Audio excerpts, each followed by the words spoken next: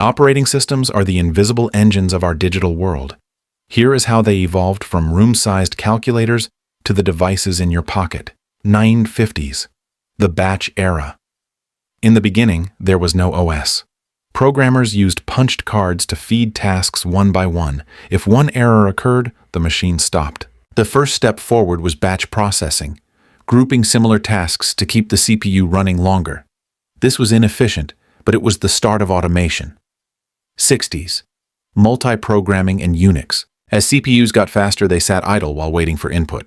Multiprogramming solved this by holding multiple programs in memory. If one was waiting, the CPU switched to another. Then in 1969, UNIX was born. It introduced the hierarchical file system and the shell.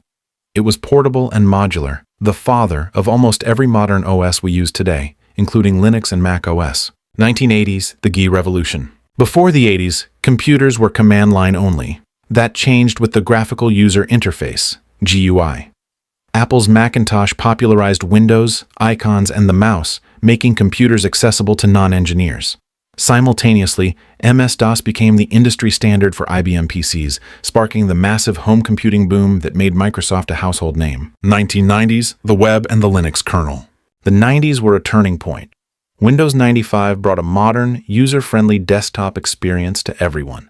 Meanwhile, in 1991, Linus Torvalds released the Linux kernel. By keeping it open source, it didn't just compete with Windows, it won the server room. Today, Linux runs the internet, the cloud, and almost every smart device, proving the power of community-driven software. 2000s, the mobile takeover. The release of the iPhone and Android changed everything.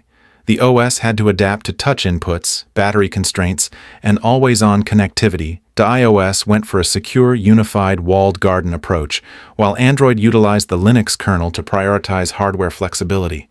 This forced a redesign of how systems handle power, background tasks, and app isolation. The present, virtualization and beyond. Today, we are moving past the physical machine. We use virtualization and containerization, like Docker, to run applications in isolated environments.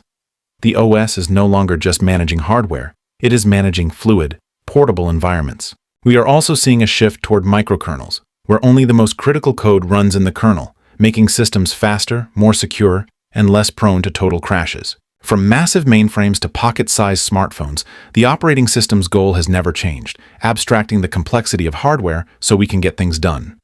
As we move toward AI-driven OS architectures, the OS remains the silent, essential layer that makes our digital lives possible.